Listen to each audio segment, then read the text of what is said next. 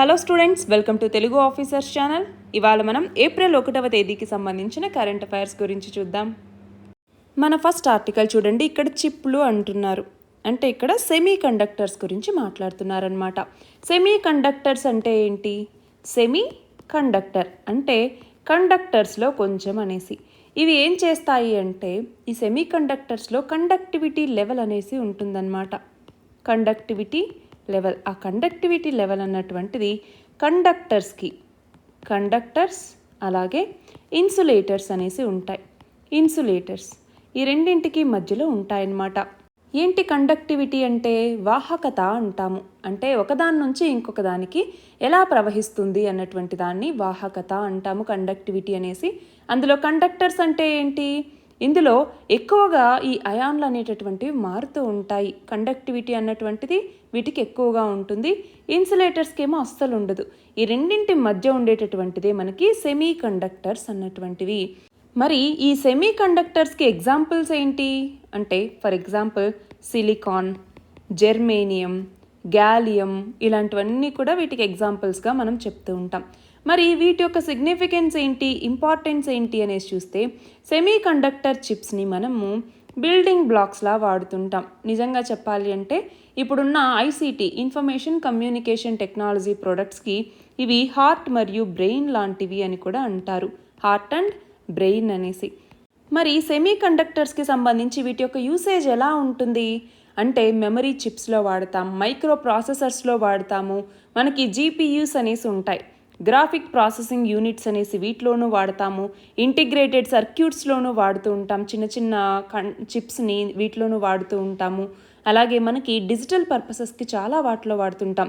ఎక్స్పోర్ట్స్కి సంబంధించి అంటే మన గ్లోబల్ మార్కెట్ని ట్యాప్ చేసుకోవటానికి, ట్రేడ్ డెఫిసిట్ని తగ్గించుకోవటానికి, ఎక్స్పోర్ట్ ఎర్నింగ్స్ని పెంచుకోవటానికి, మన మ్యానుఫ్యాక్చరింగ్ క్యాపబిలిటీస్ని పెంచుకోవటానికి కూడా ఇది ఉపయోగపడుతుంది. అలాగే ఈ సెమీ కండక్టర్స్ అన్నటువంటివి మనం ఎనర్జీ ఎఫిషియెంట్ టెక్నాలజీస్ ద్వారా, కాబట్టి లో కార్బన్ ఫుట్ ప్రింట్ కూడా ఉంటాయి. దాని ద్వారా మనకి సస్టైనబుల్ డెవలప్మెంట్ అన్నటువంటిది వస్తుంది. అలాగే మనము హెల్త్ కేర్లో కావచ్చు, ఎనర్జీ కావచ్చు, అగ్రికల్చర్ కావచ్చు, ఇలా వివిధ రంగాల్లో మనం డిజిటల్ ట్రాన్స్ఫర్మేషన్ తీసుకోవాలి అన్నా కూడా దానికి ఈ సెమీ కండక్టర్స్ అన్నటువంటివి ఉపయోగపడతాయి. కానీ ఇక్కడ మనం చూస్తే ఈ సెమీ కండక్టర్ మార్కెట్లో చాలా డిస్రప్షన్స్ అనేటటువంటివి వస్తూ ఉన్నాయి. ఏమేంటి? ఒకటి, కోవిడ్-19 పాండమిక్ వల్ల డిమాండ్ అన్నటువంటిది చాలా ఎక్కువైపోయింది. మ్యానుఫ్యాక్చరింగ్ అన్నటువంటిది ఏమో చాలా లిమిటెడ్గా ఉండింది. అప్పుడు ఆ ప్రాబ్లం చాలా ఉండింది మీరు గమనిస్తే. రెండోది వచ్చేసరికి మనకి ఆటోమోటివ్ సెక్టార్లో ఏమైంది, సేమ్ రా మెటీరియల్ మధ్య కాంపిటీషన్ అన్నటువంటిది పెరుగుతూ వచ్చింది. దాంతో షార్టేజ్ అన్నటువంటిది పెరిగింది. తర్వాత ఏమైంది, మళ్ళీ చూస్తే ఇప్పుడు సప్లై అన్నప్పుడు సెమీ కండక్టర్కి సంబంధించి సప్లై చేస్తున్నప్పుడు వాటి యొక్క ప్రొడక్షన్లో కూడా చాలా బాటిల్ నెక్స్ వచ్చాయి. దానివల్ల సప్లైలో కూడా చాలా ఇబ్బందులు అనేటటువంటివి వచ్చాయి. అంటే సప్లై చైన్ కన్స్ట్రెంట్స్ అన్నటువంటివి చాలా వరకు వచ్చాయి. అలాగే మనకి వివిధ రకాల యుద్ధాలు, టెన్షన్స్, కాన్ఫ్లిక్ట్స్, వీటన్నింటి వల్ల కూడా మనకి చాలా వరకు సెమీ కండక్టర్ ఇండస్ట్రీ మీద చాలా స్ట్రెస్ అన్నటువంటిది పడింది. ఫర్ ఎగ్జాంపుల్ ఇప్పుడు మొత్తం అడ్వాన్స్డ్ సెమీ కండక్టర్స్కి సంబంధించి 90% వరకు తైవాన్ అన్నటువంటిదే ఏకైక ప్రొడ్యూసర్గా ఉంది. మరి ఎక్కడేమైంది, యుఎస్, చైనా వీటి మధ్య టెన్షన్స్ అనేవి ఉండటం వల్ల అవి తైవాన్ యొక్క చిప్ ప్రొడక్షన్ మీద ఇంపాక్ట్ అన్నటువంటివి చూపించాయి. సో అది కూడా. కానీ ఇక్కడ ఒకటి గుర్తుంచుకోవాలి, ఈ సెమీ కండక్టర్ ఇండస్ట్రీ అన్నటువంటి చాలా క్యాపిటల్ ఇంటెన్సివ్, అంటే చాలా క్యాపిటల్ కావాలి, మెయింటెనెన్స్ కూడా చాలా హై ఉంటుంది. ఎందుకు అంటే వాటికి వాటర్ సప్లై ఎక్కువ క్వాలిటీలో కావాలి, ఎలక్ట్రిసిటీ కావాలి, ఎలిమెంట్స్కి సంబంధించి ఇన్సులేషన్ అన్నటువంటిది ఉండాలి, అంటే అంతేకాకుండా ఇందాక చెప్పుకున్నట్టుగా హై క్యాపిటల్ అన్నటువంటిది దీనికి కావాలి, ఇవన్నీ ఉన్నాయి. అంతేకాదు హైలీ స్కిల్డ్ లేబర్ ఉండాలి, టెక్నాలజీ అలా స్కిల్ ఉండాలి, అలాగే రా మెటీరియల్స్ చాలా వరకు స్కేర్సిటీ అన్నటువంటిది ఉంటుంది. మన భారతదేశంలో కూడా చాలా స్కేర్సిటీ అన్నటువంటిది ఉంది. ఎన్విరాన్మెంట్ మీద కొన్నిసార్లు అడ్వర్స్ ఎఫెక్ట్ చూపిస్తుంది. ఫర్ ఎగ్జాంపుల్ మనము ఈ సెమీ కండక్టర్ ఫ్యాబ్రికేషన్స్కి సంబంధించి ఫ్యాబ్ యూనిట్స్ అంటాం కదా, మరి వాటిలో ఆర్సెనిక్, యాంటిమోనీ, ఫాస్ఫరస్ ఇలాంటి చాలా వరకు ఎన్విరాన్మెంట్ మీద అడ్వర్స్ ఎఫెక్ట్ చూపించేటటువంటి ఎలిమెంట్స్ అన్నటువంటివి రిలీజ్ అవుతూ ఉంటాయి. అలాగే దీని ద్వారా ఏదైతే హజార్డస్ వేస్ట్ అన్నటువంటిది వస్తుందో దాన్ని డిస్పోజ్ చేయటం అన్నటువంటిది కూడా అంతే మనకి కష్టం అన్నమాట. అయినా కూడా మన భారతదేశం ఈ సెమీ కండక్టర్ల తయారీకి చాలా ప్రాధాన్యత ఇస్తోంది. రీసెంట్గా 1.25 లక్షల కోట్ల రూపాయల పెట్టుబడితో 3 సెమీ కండక్టర్ కర్మాగారాలకి మన ప్రధాని శంకుస్థాపన చేయటం జరిగింది. ఇందులో 2 గుజరాత్లో, 1 అస్సాంలో ఇవి ఏర్పాటవుతాయి. దాని ద్వారా ఉద్యోగ అవకాశాలు అన్నటువంటివి వస్తాయి. సెమీ కండక్టర్ ఇండస్ట్రీలో మన భారతదేశం అన్నటువంటిది మరింత ముందుకెళ్ళటానికి ఉపయోగపడుతుంది. దాని ద్వారా మన యొక్క పరిశ్రమ, మన యొక్క ఎకానమీ ఇవన్నీ కూడా ముందుకెళ్ళటానికి ఇది తోడ్పడుతుంది. కానీ ఛాలెంజెస్ కూడా ఉన్నాయి కాబట్టి వాటిని రిజాల్వ్ చేసుకుంటూ ముందుకెళ్ళాలి. మన నెక్స్ట్ ఆర్టికల్ చూడండి. సమ్మర్ స్టార్ట్ అవబోతున్న ఈ టైంలోనే బెంగళూరులో వాటర్ క్రైసిస్ అన్నటువంటిది వచ్చింది. మనం చూసాం రీసెంట్గా ఏమని, కావేరీ నీటిని తాగటానికి ఉపయోగించేటటువంటి నీటిని కార్లు కడగడానికి యూజ్ చేస్తున్నారు అన్నట్టుగా కొంతమందికి ఫైన్ కూడా విధించారు. అయితే మరి ఇక్కడ మనకేం తెలియాలి, బెంగళూరులో ఇలా సివియర్ వాటర్ స్కేర్సిటీ రావడానికి గల కారణాలేంటి అనేసి చూస్తే, 1 అక్కడ రెయిన్ఫాల్ ఏమో చాలా వరకు తగ్గిపోయింది. వాటర్ రిజర్వాయర్స్ ఏమో వాటి నీటి మట్టం అన్నటువంటిది చాలా వరకు తగ్గిపోయింది. ఫర్ ఎగ్జాంపుల్ కావేరీ రివర్ బేసిన్లో ఉన్నటువంటి హారంగి కావచ్చు, కాబిని రివర్ కావచ్చు, వాటి యొక్క టోటల్ కెపాసిటీ దాదాపు 40% పడిపోయింది. పోనీ గ్రౌండ్ వాటర్ రిసోర్సెస్ ఉన్నాయా అంటే వాటిలో కూడా చాలా డిప్లీషన్ అన్నటువంటిది ఉంది, చాలా వరకు తరిగిపోయాయి. అలాగే వీటికి కావాల్సినటువంటి ఇన్ఫ్రాస్ట్రక్చర్ అన్నటువంటిది, అంటే నీటిని ఒడిసి పట్టుకునే ఇన్ఫ్రాస్ట్రక్చర్ సరిగ్గా లేదు. సిటీ ఇన్ఫ్రాస్ట్రక్చర్ ఏమో పెరిగిపోయింది. దానివల్ల ఏమైంది, నీటి కొరత అన్నటువంటిది మరింతగా ఎదురైంది. వీటితో పాటు ఎల్నినో అనేసి, అలాగే డ్రాట్స్ అనేవి వస్తూ ఉండటం, క్లైమేట్ చేంజ్ అనేసి, వీటన్నింటి వల్ల కూడా ఇప్పుడు బెంగళూరులో వాటర్ స్కేర్సిటీ అన్నటువంటిది వచ్చింది. పోనీ దగ్గరలో ఉన్న వాటర్ బాడీస్ ఏవైనా సరిగ్గా ఉన్నాయా అంటే సాలిడ్ వేస్ట్ని డంప్ చేయటం, ఇండస్ట్రియల్ డిశ్చార్జెస్ అన్నీ అందులో వదిలేయటం, అన్ట్రీటెడ్ సీవేజ్ అనేది అందులోకి వెళ్ళిపోవటం, వాటన్నింటి వల్ల పొల్యూషన్ కూడా పెరిగింది. పోనీ ఉన్న వాటిని, అంటే వాటర్ ఏవైతే ఉన్నాయో వాటిని ఎఫిషియెంట్గా మేనేజ్ చేసుకుంటున్నారా అంటే వేస్టేజ్ కానీ, లీకేజ్ కానివ్వండి, లేదా వాటర్ రిసోర్సెస్ని అన్ఈక్వల్ డిస్ట్రిబ్యూషన్ కానివ్వండి, వాటర్ స్కేర్సిటీ క్రైసిస్ యొక్క సివియారిటీని ఇవన్నీ పెంచేలాగే ఉన్నాయి కానీ తగ్గించేలాగా లేవు. అలాగే లీగల్, పొలిటికల్ ఛాలెంజెస్, ఇలా చాలా ఛాలెంజెస్ అన్నింటి వల్ల కూడా ఇప్పుడు బెంగళూరులో వాటర్ స్కేర్సిటీ అన్నటువంటిది ఉంది. అయితే ఇక్కడ మనం గమనించాలి, అసలు మన ఇండియాలోనే వాటర్ స్కేర్సిటీ అన్నటువంటిది పెరుగుతోంది. మనం చూస్తే రీసెంట్గా నీతి ఆయోగ్ ఏమని చెప్పింది, 2030 సంవత్సరానికల్లా మన భారతదేశంలో 40% మంది ప్రజలకు సరైన తాగునీరు అనేదే ఉండదు అన్నట్టుగా చెప్పింది. మరి ఆ నేపథ్యంలో ఇంత తీవ్రమైనటువంటి నీటి సంక్షోభం వస్తోంది అంటే మరి ఏం చేయాలి, వాటర్ అవైలబిలిటీ పెంచుకునేలాగా చూడాలి. మన భారతదేశం జనాభా మొత్తం ప్రపంచ జనాభాలో 17%, కానీ ప్రపంచంలో ఉండే ఫ్రెష్ వాటర్ రిసోర్సెస్లో మన దగ్గర కేవలం 4% మాత్రమే ఉన్నాయి. అంటే అంత పెద్ద పాపులేషన్కి ఇంత తక్కువ అమౌంట్ ఆఫ్ వాటర్ని సరిగ్గా డిస్ట్రిబ్యూట్ చేయటం అన్నటువంటిది చాలా కష్టం. పోనీ గ్రౌండ్ వాటర్కి సంబంధించి చూసుకుంటే ఓవర్ యూజ్ చేస్తున్నారు, ఓవర్ ఎక్స్ప్లాయిటేషన్ చేస్తున్నారు. మనం చూస్తే ఇండియా అన్నటువంటిది వరల్డ్లోనే లార్జెస్ట్ గ్రౌండ్ వాటర్ యూజర్ కంట్రీగా ఉంది. అలాగే గ్రౌండ్ వాటర్ పోనీ వాటిని యూజ్ చేసుకుంటున్నాం, అవి సరిగ్గా ఉన్నాయా అంటే మన దేశంలో దాదాపు 70% గ్రౌండ్ వాటర్ అన్నటువంటిది కంటామినేట్ అయిపోయింది. సో గ్రౌండ్ వాటర్ కంటామినేషన్ ఉంది, ఇది నీతి ఆయోగే చెప్తోంది. అలాగే సేఫ్ డ్రింకింగ్ వాటర్ సరిగ్గా అందట్లేదు. అలాగే మనకి ఫ్యూచర్ ప్రొజెక్షన్స్ కనుక మనం చూసుకుంటే 2030 నాటికి hundreds of millions of people జీడిపిలో ఎంతో మొత్తాన్ని పోగొట్టుకోవాల్సి వస్తుంది వాటర్ స్కేర్సిటీ వల్ల, వాటర్ అవైలబిలిటీ ఉండకపోవటం వల్ల. వాటర్ డిమాండ్ అన్నటువంటిది దాదాపు రెట్టింపు అవుతుంది అన్నట్టుగా నీతి ఆయోగ్ చెప్తోంది. మరి ఇప్పుడు గ్రౌండ్ వాటర్కి సంబంధించి మన భారతదేశంలో అయితే అటల్ భూజల్ యోజన అనేసి, నేషనల్ వాటర్ మిషన్ అనేసి, MGNRAGA కింద వాటర్ కన్జర్వేషన్ మెథడ్స్ని చేపట్టడం, అలాగే మనకి అసలు వాటర్ కన్జర్వేషన్కి సంబంధించి ఇటు జల్ జీవన్ మిషన్ అనేసి అందరికీ తాగునీటిని అందించాలనేసి, గంగా నదిని క్లీన్ చేయడానికి national mission for clean Ganga అనేసి, ఇలాంటివన్నీ ఉన్నాయి. కాబట్టి మనము వాటర్ క్రైసిస్ ఉంది, దాన్ని ఎలా అడ్రస్ చేసుకుని తాగునీటిని అందరికీ అందించేలాగా చూడగలగాలి అన్నటువంటిదే మన ముందున్నటువంటి అతిపెద్ద ఛాలెంజ్. మన నెక్స్ట్ ఆర్టికల్ చూడండి. విదేశీ పెట్టుబడులు ఏమంటాము, ఫారిన్ ఇన్వెస్ట్మెంట్స్ అనేసి. ఫారిన్ ఇన్వెస్ట్మెంట్ అంటే ఏంటి, ఫండ్స్ని ఒక దేశాల నుంచి, అంటే ఒక దేశం నుంచి ఇంకొక దేశానికి ట్రాన్స్ఫర్ చేస్తే దాన్ని ఫారిన్ ఇన్వెస్ట్మెంట్ అంటాం. అంటే ఇక్కడ ఏమవుతుంది, ఫారినర్స్ ఎవరైతే ఉంటారో వాళ్ళు ఇంకొక దేశంలో, అంటే ఏ దేశంలో అయితే పెట్టుబడులు పెడుతున్నారో అక్కడ మేనేజ్మెంట్లో వాళ్ళు యాక్టివ్ రోల్ని ప్లే చేస్తారు. ఫర్ ఎగ్జాంపుల్, నేను అమెరికాకో ఆస్ట్రేలియాలోకి వెళ్ళి అక్కడ ఒక కంపెనీలో నేను కొంచెం ఇన్వెస్ట్మెంట్ పెట్టాను. అప్పుడు ఏమవుతుంది, ఆ ఇన్వెస్ట్మెంట్ నేను పెట్టిన దానికి నాకు షేర్స్ అనేసి ఉంటాయి. సో అక్కడ మేనేజ్మెంట్లో నాకు భాగస్వామ్యం అనేది ఉంటుంది. అంతేనా?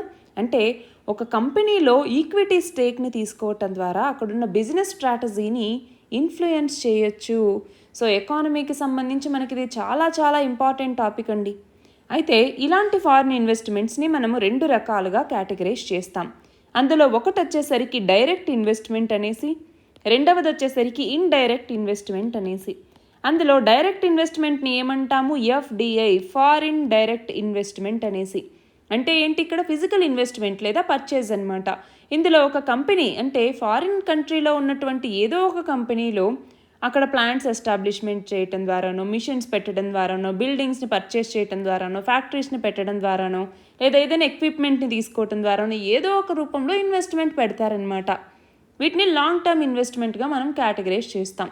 అది కాకుండా ఫారిన్ ఇండైరెక్ట్ ఇన్వెస్ట్మెంట్ అంటే ఏంటి, ఇక్కడ వివిధ రకాల కార్పొరేషన్స్ లేదా ప్రైవేట్ ఇన్వెస్టర్స్ ఏం చేస్తారు, ఫారిన్ కంపెనీస్లో ఉన్నటువంటి స్టేక్స్ లేదా పొజిషన్స్ని కొనుక్కుంటారు. ఫర్ ఎగ్జాంపుల్, ఫారిన్ స్టాక్ ఎక్స్చేంజ్లో ట్రేడ్ చేశారనుకోండి, దాన్ని ఇండైరెక్ట్ ఫారిన్ ఇన్వెస్ట్మెంట్ అంటాము. ఇలాంటి ఫారిన్ ఇన్వెస్ట్మెంట్ అనేది మనకి అంత అడ్వాంటేజెస్ కాదు, ఎందుకంటే మన డొమెస్టిక్గా ఏవైతే కంపెనీస్ ఉన్నాయో ఇవి తొందరగా వాళ్ళ యొక్క ఇన్వెస్ట్మెంట్ని అమ్మేసుకుంటాయి. కొన్నిసార్లు ఆ పర్చేస్ చేసిన కొన్ని రోజుల లోపలే అమ్మేస్తాయి కాబట్టి. సో అది ఫారిన్ డైరెక్ట్ ఇన్వెస్ట్మెంట్. అలాగే ఫారిన్ ఇండైరెక్ట్ ఇన్వెస్ట్మెంట్. ఇది కాకుండా మనకి ఫారిన్ ఇన్స్టిట్యూషనల్ ఇన్వెస్టార్ కూడా ఉంటారు. అంటే ఎవరు ఇక్కడ, ఒక పర్సన్ లేదంటే ఒక కంపెనీ వేరే కంపెనీలో, అంటే ఫర్ ఎగ్జాంపుల్ నా కంపెనీ యొక్క హెడ్ క్వార్టర్స్ భారత్లో ఉంది. భారత్లో కాకుండా ఇంకెక్కడైనా కూడా ఇన్వెస్ట్ చేస్తే ఆ కంట్రీలో, అంటే మన భారతదేశంలో కాకుండా ఇంకే కంట్రీలో ఇన్వెస్ట్ చేసిన ఆ పర్సన్ని లేదా కంపెనీని ఫారిన్ ఇన్స్టిట్యూషనల్ ఇన్వెస్టార్ అనేసి మనం పిలుస్తూ ఉంటాము. సో ఇక్కడ ఏమవుతోంది, విదేశీ ప్రత్యక్ష పెట్టుబడులు అంటే ఒక రుణాలని మాత్రమే కాకుండా ఇక్కడ పరిశ్రమలు, వ్యాపారాలు, వీటి స్థాపనకు ఉపకరించే పెట్టుబడులు, ఇవి ప్రైవేట్ రంగంలో పరిశ్రమల వృద్ధికి ఇవి అనుకూలంగా ఉంటాయి అనేసి ఇక్కడ చెప్తూ ఉన్నారు. అంటే ఇక్కడ ఏమవుతోంది, ఇప్పుడు ప్రపంచంలో అత్యంత వేగంగా అభివృద్ధి చెందుతున్న భారతదేశం చాలా ఎఫ్డిఐలను రాబడుతోంది అన్నట్టుగా ఇక్కడ చెప్తున్నారు. మన నెక్స్ట్ ఆర్టికల్ చూడండి, కచ్చతీవు ఐలాండ్కి సంబంధించి. ఇది ఎందుకు వచ్చింది ఇక్కడ అంటే, రీసెంట్గా తమిళనాడు లోక్సభ ఎన్నికల నేపథ్యంలో కచ్చతీవు అంశాన్ని బీజేపీ బయటికి తీసిందనమాట. 1974లో దేశానికి ద్రోహం చేశారు. అప్పుడు ఈ యొక్క ద్వీపాన్ని, ఐలాండ్ని అప్పటి ప్రధాని అయినటువంటి ఇందిరాగాంధీ శ్రీలంకకు అప్పగించారు అన్నట్టుగా ఇక్కడ బీజేపీ వాళ్ళ వాదన అనమాట. అయితే ఇక్కడ గమనించాలి, కచ్చతీవు ఐలాండ్ అన్నటువంటిది 285 ఎకరాలు ఉండేటటువంటి ఒక అన్హాబిటేటెడ్ స్పెక్. ఇది ఎక్కడ ఉంది అంటే పాక్ స్ట్రైట్లో ఉంది. అయితే ఇక్కడ మనం గమనించాలి, మన ఇండియా మ్యాప్ కొంచెం అడ్జస్ట్ చేసుకోండి. మన ఇండియా ఇలా ఉంది అంటే, ఫర్ ఎగ్జాంపుల్ తమిళనాడులో ఇక్కడ ఇలా ఉంటుంది. ఏంటి, ఇక్కడ రామేశ్వరం అనే ప్లేస్ ఉంటుంది, అవునా, రామేశ్వరం. ఆ రామేశ్వరం అక్కడ నుంచి ఇదిగో కొంచెం దూరం ఇలాగా మనకి రామ్ సేతు ఇదంతా చెప్తూ ఉంటాం. దాని తర్వాత ఇదిగో ఇక్కడ మొత్తం మనకి శ్రీలంక స్టార్ట్ అయిపోతుంది. ఇక్కడేమో జాఫ్నా అన్నటువంటిది అక్కడ నార్థన్ పాయింట్ మనకి తెలుసు. అయితే ఇదంతా వచ్చేసరికి పాక్ స్ట్రైట్. ఆ మధ్యలో ఇదిగో ఇక్కడ ఉంటుందన్నమాట కచ్చతీవు అన్నటువంటిది, ఇక్కడ ఉంటుంది కచ్చతీవు ఐలాండ్ అన్నటువంటిది, కచ్చతీవు. సో దానికి సంబంధించిన వివాదం అనమాట. సో ఇప్పుడు దీన్ని తెర మీదకి తీసుకొచ్చారు, బట్ మ్యాప్ పాయింటింగ్లో దీన్ని అడిగే ఛాన్స్ ఉంది కాబట్టి గుర్తుంచుకోవాలి. నెక్స్ట్ ఆర్టికల్ చూడండి, మన దేశంలో నిరసన తెలియజేసే హక్కు ప్రతి ఒక్కళ్ళకి ఉంటుంది. అయితే వివిధ రంగాలకు సంబంధించినటువంటి వాళ్ళు వివిధ రకాలుగా, అంటే ఎన్నో రకాలుగా నిరసనను వ్యక్తం చేస్తుంటారు. అందులోనూ ఎలక్షన్స్లో రైతులు నిలబడి నిరసనలు చేయటం అన్నటువంటిది చాలా హైలైట్ అవుతుంది. ఫర్ ఎగ్జాంపుల్ 2019 ఎన్నికల్లో నిజామాబాద్లో, తెలంగాణలోని నిజామాబాద్లో పసుపు రైతులు దాదాపు 176 మంది పోటీ చేయటం జరిగింది, అవునా. మరి ఆ నేపథ్యంలో ఇక్కడ మనం చూసుకుంటే మన దేశంలో అత్యధికంగా 1996లో అప్పటి మొదకుర్చి అన్నటువంటి లోక్సభ నియోజకవర్గం నుంచి 1000 మందికి పైగా రైతులు నామినేషన్ వేశారు. చూడండి, 1033 మంది. అప్పట్లో ఏమైంది, ప్రభుత్వ విధానాలకు నిరసనగా వాళ్ళందరూ కూడా ఇక్కడ నిల్చున్నారు. కాబట్టి అప్పట్లో అసలు బ్యాలెట్ పేపర్ కాకుండా పుస్తకాన్నే ముద్రించాల్సి వచ్చింది. అంటే ఒక పెద్ద దినపత్రిక సైజులో బ్యాలెట్ పుస్తకాన్ని అప్పుడు ముద్రించారు. అయితే 1996లో నార్మల్గా ఏమైంది అంటే మొత్తం లోక్సభ ఎన్నికల్లో అత్యధికంగా 13,000 మందికి పైగా అప్పుడు బరిలో నిలిచినటువంటి వాళ్ళు ఉన్నారు దేశంలో. అప్పట్లో సెక్యూరిటీ డిపాజిట్ కేవలం 500 రూపాయలు మాత్రమే ఉండేది. కాబట్టి చాలామంది సరదాగా కూడా పోటీ చేసేవాళ్ళు. మరి దీన్ని అడ్డుకోవాలి అన్నట్టుగా ఎన్నికల సంఘం ఏం చేసింది, నెక్స్ట్కి 10,000 రూపాయలు ఎవరైనా పోటీ చేయాలంటే అన్నట్టుగా పెట్టింది. దాంతో 1998 ఎన్నికలప్పటికి పోటీ చేసే వాళ్ళ సంఖ్య చాలా వరకు తగ్గింది. నెక్స్ట్ ఆర్టికల్ చూడండి. పిఎల్ఐ ఆధారిత రంగాల్లోకి 1.06 లక్షల కోట్ల పెట్టుబడులు అన్నటువంటివి ఇప్పటి వరకు వచ్చాయి. 2023 డిసెంబర్ వరకు వచ్చాయి అన్నట్టుగా రీసెంట్గా స్టాటిస్టిక్స్ తెలుపుతూ ఉన్నాయి. అందులోనూ మనం పిఎల్ఐ అన్నాము. అంటే ఏంటి, ప్రొడక్షన్ లింక్డ్ ఇన్సెంటివ్ స్కీమ్ లేదా ఉత్పత్తి ఆధారిత ప్రోత్సాహక పథకం అనేసి మొత్తం 14 రంగాలకి ప్రభుత్వం ప్రకటించింది. అందులో 1.06 లక్షల కోట్లకు పైగా పెట్టుబడులు వచ్చాయి. అందులో ఔషధ, సౌర మాడ్యూళ్ల రంగాలే సగానికి పైగా పెట్టుబడులు వచ్చాయి. అవి కాకుండా ఐటీ, హార్డ్వేర్, వాహన విడిభాగాలు, టెక్స్టైల్స్, ఏసీసీ బ్యాటరీ స్టోరేజ్ ఇలాంటి వాటికి మాత్రం కొంచెం మాత్రమే ఈ పెట్టుబడులు అనేవి రావటం జరిగింది. అయితే 2021లో ప్రభుత్వం 14 రంగాలకి 1.97 లక్షల కోట్లతో ఈ పిఎల్ఐ పథకాలని ప్రకటించింది. మరి ఏంటేంటవి అంటే చూడండి, ఇక్కడ టెలికమ్యూనికేషన్, మన్నికైనటువంటి వినిమయ వస్తువులు, టెక్స్టైల్స్, వైద్య పరికరాల తయారీ, వాహనం, స్పెషాలిటీ స్టీల్, ఆహార పదార్థాలు, అధిక సామర్థ్యం ఉన్నటువంటి సౌర పీవీ మాడ్యూళ్లు, అడ్వాన్స్డ్ కెమిస్ట్రీ సెల్ బ్యాటరీలు, డ్రోన్లు, ఔషధాలు, ఇలా మొత్తం 14 రంగాలు ఉన్నాయి. నెక్స్ట్ చూడండి. ఫిక్కీ లేడీస్ ఆర్గనైజేషన్కి 41వ జాతీయ అధ్యక్షురాలిగా జోయశ్రీ దాస్ వర్మ ఈమె బాధ్యతలు స్వీకరించడం జరిగింది. మొత్తం 2024-25 ఏడాదికి ఆమె ఈ హోదాలో ఉంటారు. నెక్స్ట్ చూడండి. తేజస్ MK-1A శ్రేణులు రూపొందినటువంటి యుద్ధ విమానం LA5003 ఇది తన యొక్క తొలి ప్రయోగాన్ని విజయవంతంగా పూర్తి చేయటం జరిగింది. దీన్ని ఎవరు రూపొందించారు? పూర్తి స్థాయి స్వదేశీ పరిజ్ఞానంతో హిందుస్థాన్ ఏరోనాటిక్స్ లిమిటెడ్ దీన్ని రూపొందించింది. నెక్స్ట్ చూడండి. హైదరాబాద్కి చెందినటువంటి స్టార్టప్ సంస్థ అయిన Skyroot Aerospace rocket stage 2 పరీక్ష అన్నటువంటి ఇది విజయవంతంగా నిర్వహించింది. ఇది విక్రమ్-1కి సంబంధించినటువంటి రాకెట్ స్టేజ్ 2 అన్నమాట. ఎక్కడి నుంచి అంటే తిరుపతి జిల్లాలో ఉన్నటువంటి సతీష్ ధావన్ స్పేస్ సెంటర్ నుంచి ఈ ప్రయోగాన్ని నిర్వహించింది. నెక్స్ట్ చూడండి. కేంద్ర ప్రభుత్వం అప్పులు 2023 డిసెంబర్ నాటికి వచ్చేసరికి 160.69 లక్షల కోట్లకు చేరాయి. అంటే 2023 సెప్టెంబర్లో 157.84 లక్షల కోట్లుంటే ఇప్పుడు 160.69 లక్షల కోట్లకి ఇది మారింది. నెక్స్ట్ చూడండి. భారతరత్న మన మొట్టమొదటి సివిలియన్ అవార్డు అన్నమాట. Highest civilian award Bharat Ratna. అలాంటి భారతరత్న ఈసారి మొత్తం 5 మందికి ప్రకటించడం జరిగింది. అందులో 4 వచ్చేసరికి పోస్టమస్గా ప్రకటిస్తే 1 వ్యక్తికి మాత్రమే బ్రతికున్న వ్యక్తికి ప్రకటించడం జరిగింది. ఆ వ్యక్తే LK అద్వానీ. ఈయన రాలేనటువంటి సిచ్యువేషన్లో ఉన్నందువల్ల రాష్ట్రపతి అద్వానీ నివాసానికి వెళ్ళి ఆయనకి భారతరత్న అవార్డుని ప్రదానం చేయటం జరిగింది. నెక్స్ట్ చూడండి. విజ్ఞాన శాస్త్రంలో మహిళలు, బాలికల యొక్క అంతర్జాతీయ దినోత్సవాన్ని ఏటా ఏ రోజున నిర్వహిస్తారు అంటే ఫిబ్రవరి 11వ తేదీన. నెక్స్ట్ చూడండి. 2024-25 బడ్జెట్లో కేంద్ర ప్రభుత్వం రక్షణ రంగానికి ఎంత మొత్తం కేటాయించింది అంటే 6,21,540 కోట్లు. దేశంలో వంట నూనెల ధరల్ని అదుపులో ఉంచేందుకు తీసుకుంటున్న చర్యల్లో భాగంగా ముడి, శుద్ధి చేసినటువంటి వంట నూనెల దిగుమతిపై ఉన్నటువంటి సుంకం రాయితీని కేంద్ర ప్రభుత్వం ఎప్పటి వరకు పొడిగించింది అంటే చూడండి 2025 మార్చి వరకు వంట నూనెల దిగుమతి మీద ఉన్నటువంటి సుంకం రాయితీని పొడిగించారు. నెక్స్ట్ చూడండి. గూఢచర్య ఆరోపణలపై ఏ దేశ జైల్లో 2022 నుంచి మగ్గుతూ మరణశిక్ష పడినటువంటి 8 మంది భారత మాజీ నౌకాదళ సీనియర్ సిబ్బందిని అక్కడి ప్రభుత్వం 2024 ఫిబ్రవరి 12వ తేదీన విడుదల చేసింది అంటే ఖతార్. ఇవి ఇవాల్టి important articles. All the very best and thank you very much.